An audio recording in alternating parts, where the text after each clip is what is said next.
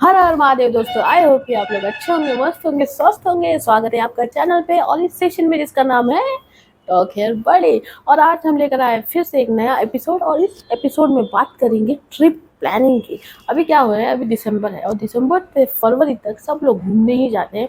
हम भी अभी गोकर्ण घूम कर आए, जैसा कि आपने ब्लॉग में देखा ही होगा। सो ट्रिप कैसे प्लान करें, आज का हमारा टॉपिक जो वो है, क्योंकि ये जो ऐसा टॉपिक है बहुत सारे लोगों को नहीं पता होता है कि भाई उनको तो मन तो होता है कि हम घूमने जाएं, ट्रिप पर जाए। सबको मन करता है घूमने का, लेकिन उनको नहीं पता होता है कि सही वे क्या है, हमें ट्रिप कैसे प्लान करनी चाहिए कि हमारा सब कुछ। और ट्रिप का सबसे सक्सेसफुल पार्ट क्या है पता है? आपको ट्रिप में कोई भी प्रॉब्लम ना है, आपका ट्रिप कट टू कट सब हो, आपका बजट, आपका ट्रैवलिंग, आपका फूड, आपके रहने की जगह, आपके घूमने की चीज़, सब कुछ परफेक्ट हो। तो जो परफेक्ट ट्रिप होता है वो होती है प्लानिंग से। तो वही हम आज आपको बताने वाले हैं। आई होप कि आपको ये जानकारी पसंद आएगी बहुत।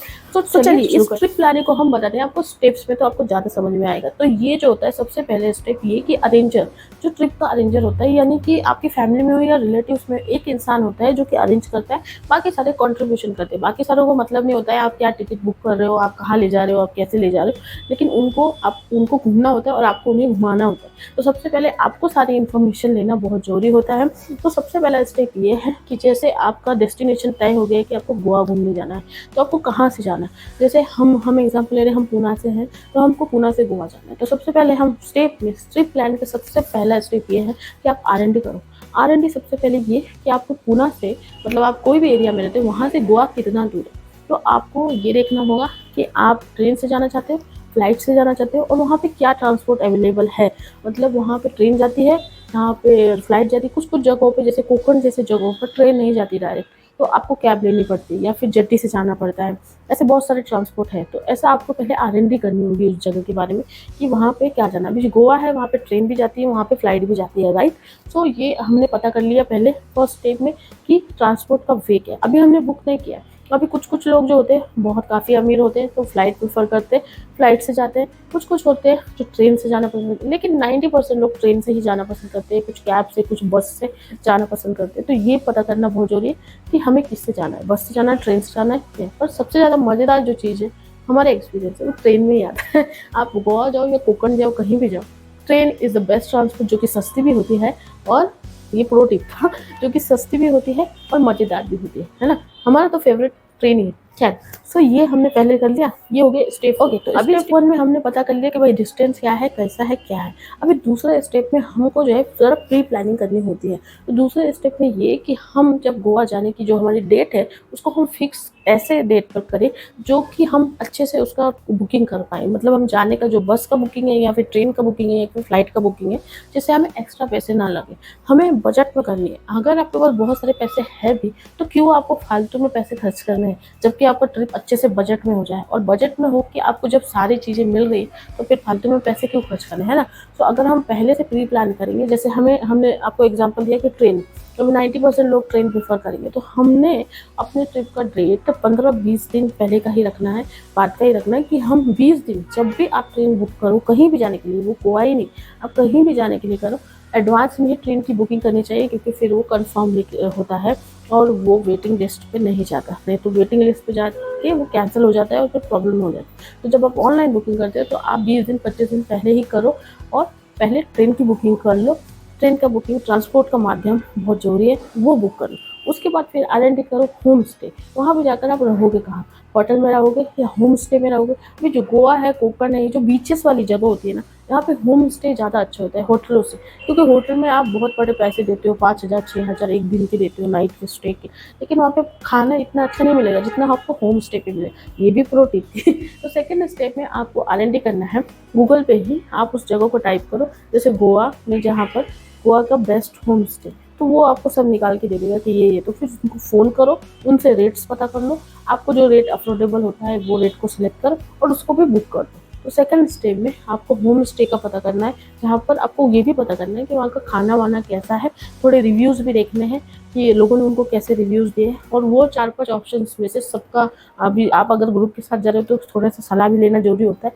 तो सबके साथ मिलके आप डिसाइड कर लो कि भाई ये हम बुक कर रहे हैं, जिसमें हमको अच्छी होम स्टे मिलेगा, और होम स्टे बेस्ट ही रहता है। तो होम स्टे और ज़रूरत और सबसे इम्पोर्टेंट क्या पता है, अगर होम स्टे बीच के पास होता है ना तो वो ज़्यादा अच्छा होता है, क्योंकि आपको ना ट्रैवलिंग का पैसा बचता है।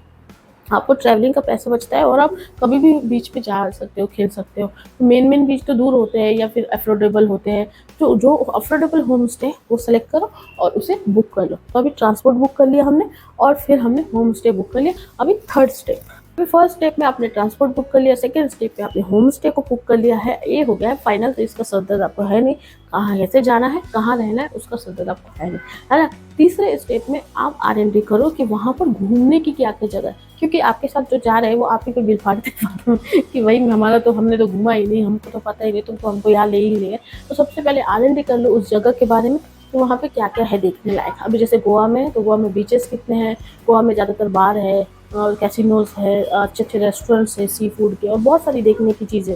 तो जब आप R&D कर लोगे, आप एक लिस्ट बना लो, आप एक पेपर पे बना लो कि जैसे आपका 3 दिन का ट्रिप है तो 3 दिन में आप कितना कवर कर सकते हो। जो मेन चीज़ें हैं वो आप बेस्ट चीज़ें, बेस्ट प्लेसेस ऐसे डालो गूगल पे तो वो आ जाएगा।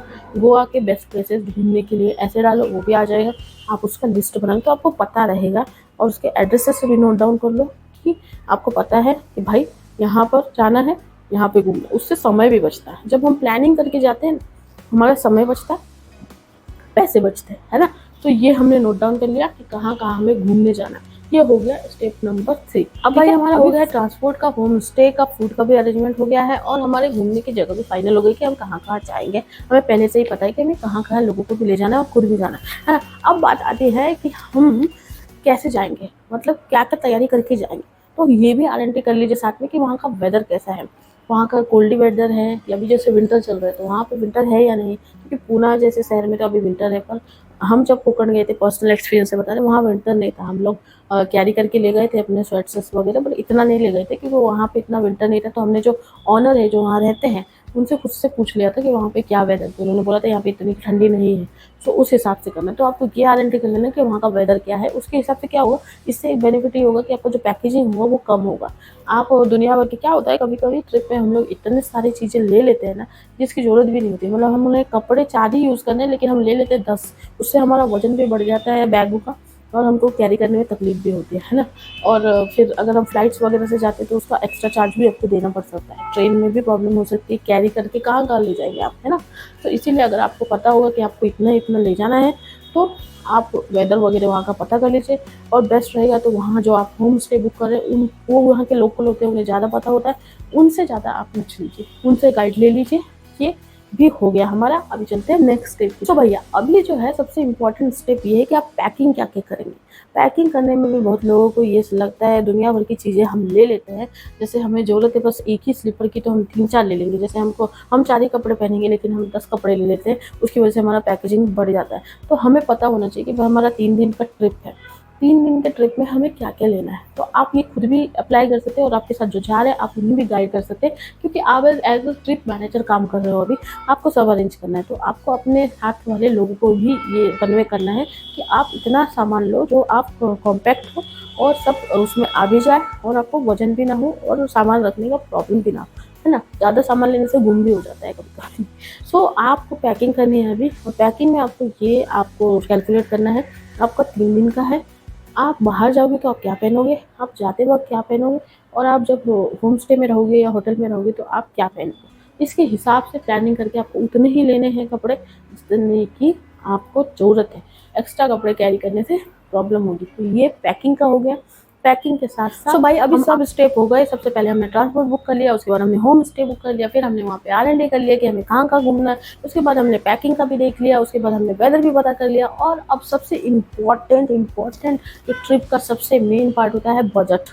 वो ये कि हमें पहले एस्टिमेटेड बजट बनाना जरूरी है कि अगर हम जा रहे हैं तो हमारा कितना खर्चा होने वाला है सब मिलाकर। जैसे आप अरेंजर हो, आप लोग कॉन्ट्री कर रहे हैं, जैसे हाँ हम जा रहे हैं और हमारे साथ 4 लोग हैं तो हम उनको डिवाइड करेंगे ना। 4 लोग, जैसे 4 दोस्त जा रहे हैं तो वो डिवाइड करेंगे। जैसे फैमिली में भी होता है, तो फैमिली में एक ही बंदा खर्च नहीं करता है, सब लोग देते हैं या फिर एक भी करता है। लेकिन बजट करना बहुत जरूरी है। आप अकेले भी जा रहे हो, किसी भी ट्रिप पे जा रहे हो तो एस्टिमेट करना बहुत जरूरी है। तो आप एक पेन लो, एक पेपर लो और आप लिख लो, लिखते जाओ और आगे भी लिखते जाओ। पहले पूरा पूरा लिख लो कि आपको ट्रेन का कितना पैसा लगा है, आपको जिस वे से आप जाओगे रिक्शा से, जैसे रिक्शा के 200 लगना है तो आप उसको 300 कर लो, ठीक है। जैसे आपको फूड के आप एक एस्टिमेट पकड़ो कि 2000 नहीं भैया, हमको 3000 लगेगा, ठीक है, 3000 लिख लो। और ये एस्टिमेट कर कर हमारा 3 दिन का इतना खर्चा होगा, जैसे हम 4 लोग हैं और हमारे 3 दिन का इतना खर्चा होगा, 30,000 रुपये होगा, ठीक है। तो 30,000 लिख लो। और फिर जैसे जैसे आप जा रहे हो, आप घूम रहे हो, आप खा रहे हो, तो आप आजकल कैश का ज़माना है नहीं, सब लोग ऑनलाइन ही पे करते हैं। तो एस्टिमेट जब आप जाते हो, आपको जो खर्चे होते हैं वो भी आप नोट डाउन करते चलो। उससे क्या होगा कि आपको पता रहेगा कि आपको कितना कितना खर्च हो रहा है, और आपने जो एस्टिमेट किया था लास्ट में जब आप ट्रिप से मस्त हंसी खुशी खेल कूद के लौटोगे, तब आप कैलकुलेट करोगे तो आपको पता रहेगा कि आपने जो एस्टिमेट किया था आपका ट्रिप अफोर्डेबल था, बजट वाला था, या से ज़्यादा एक्सपेंसिव हो गया। अब टूरिस्ट प्लेस पे तो थोड़ा एक्सपेंसिव होता ही है, लेकिन अगर आप एस्टिमेटेड रख लेते हैं तो आपको इतना बर्डन नहीं होता। उस हिसाब से आप सबसे कॉन्ट्री भी कर सकते हैं और अपने पैसे को भी सही से यूज़ कर सकते हैं। ऊपर नीचे ट्रिप पर हमेशा होता है पैसों में, लेकिन अगर आप ये प्लानिंग के साथ चलते हैं तो ट्रिप हमेशा बेस्ट होती है।